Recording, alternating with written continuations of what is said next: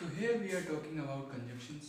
होते क्या है conjunctions, उनको एक बार डिस्कस कर लेते हैं. Like a word which is used to join two words and clauses together. Means एक ऐसा word जो दो शब्दों को और clauses को आपस में जोड़ने का काम करे. Clauses होती क्या है, ये शायद आपने क्लास में पढ़ा होगा. टीचर से पूछिए कि है क्या है clauses. Clauses होती क्या एक्चुअली डिफाइन करें तो होगा क्या, a short form of a sentence is called clause. तो वो clause होती है. मीन्स जो सेंटेंस मिलकर बना होता है वो बहुत सारी क्लॉजेस का बना होता है, बट क्लॉजेस सेंटेंस से मिलकर नहीं बनी होती. ये डिफरेंस होता है उसमें. एग्जांपल क्या है, एंड बट दैट सो, ये कंजक्शन के एग्जांपल. हम एंड का यूज कैसे करते हैं वो देख लेते हैं. ये पर्पस दिखाता है एंड कैसे. I will go to the market, I will bring sweets. मैं मार्केट जाऊंगा फिर मैं वहाँ से मिठाइयाँ लेकर आऊँगा. तो I will go to the market and I will bring sweets. समझ में आया. तो एंड को क्या किया, एंड ने इन दोनों को जोड़ते हैं, इन दोनों को. बट का यूज कैसे करते हैं, use of but. But shows doubt और मिस्टेक ऑफ एन एक्शन.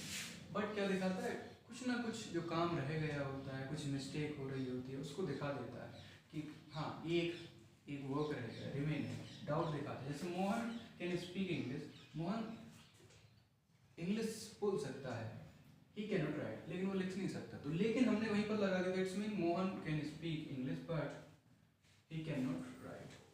बोल सकता है इंग्लिश लेकिन लिख नहीं सकता. यूज ऑफ और, एल्स, अदरवाइज एंड अनलेस और अनटिल. इनका यूज करेंगे, बहुत ही ज़रूरी है आपके जानने के लिए, बहुत अच्छे हैं. मतलब आप इनका यूज़ करेंगे, बहुत से बच्चे यूज़ नहीं कर पाते हैं. तो ट्राई करना इसको लर्न करने की, कैसे आप खुद को बता पाएंगे कि हाँ रियल ये है. ठीक है. इट शोज समथिंग रिमेन और प्रायोरिटीज. ये प्राथमिकता बताता है और कुछ चीज़ रह जाती है उनकी कंप्लीट करने के लिए बोलता है कि कहीं ना कहीं वो कंप्लीट जो इनर्ट बचा हुआ है उसको कंप्लीट कराएगा. ठीक है. जैसे एग्जाम्पल क्या है, work hard you will not succeed in life.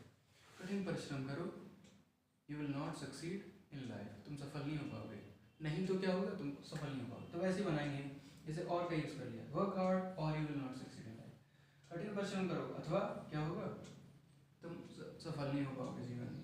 Work hard else you will not succeed in life. कठिन परिश्रम करो नहीं तो क्या हो जाएगा, you will not succeed in life, नहीं तो तुम जीवन में सफल नहीं हो पाओगे. वर्क हार्ड अदरवाइज, अदरवाइज का मतलब होता है अन्यथा. कठिन परिश्रम करो अन्यथा तुम क्या नहीं हो पाओगे, जीवन में सफल नहीं हो पाओगे. अनलेस और अनटिल, इन दोनों का मीनिंग होता नेगेटिव ही है, लेकिन अनटिल का जो मीनिंग है वो पॉजिटिव कहीं पर रख लिया जाता है.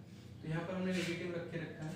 Unless until you work hard, जब तक तुम काम नहीं करोगे, करते हो, you will not succeed in life, तुम जीवन में सफल नहीं हो पाओगे. Use of therefore, because, as, since, so. Therefore का मतलब भी इसलिए होता है, सो का मतलब भी इसीलिए होता है. बिकॉज माने क्योंकि, और एज और सिंस, सिंस का मतलब जब से के लिए यूज करते हैं. जैसे कि ये दिखाता है सोज रिजल्ट और reason. I have exam so therefore I can not enjoy. तो मेरे एग्जाम है इसीलिए मैं एंजॉय नहीं कर सकता, आनंद नहीं ले सकता. तो सो लगाइए या फिर देयरफॉर लगा दीजिए. आई can not enjoy because I have exam, मैं एंजॉय नहीं कर सकता, मैं आनंद नहीं ले सकता, बिकॉज आई हैव एग्जाम, क्योंकि मेरे एग्जाम हैं. As since I have exam I can not enjoy, जब से मेरा एग्जाम है मैं एंजॉय नहीं कर सकता. यूज ऑफ दो, ऑल्दो, दो और ऑल्दो का मतलब क्या होता है, यद्यपि या फिर हालांकि. ठीक है. स्टिल का मतलब भी, फिर भी बोल दीजिए. He tried hard, he could not win the race. उसने कठिन कोशिश करी, he could not win the race, लेकिन वो क्या कर पाया, वो रेस नहीं जीत पाया.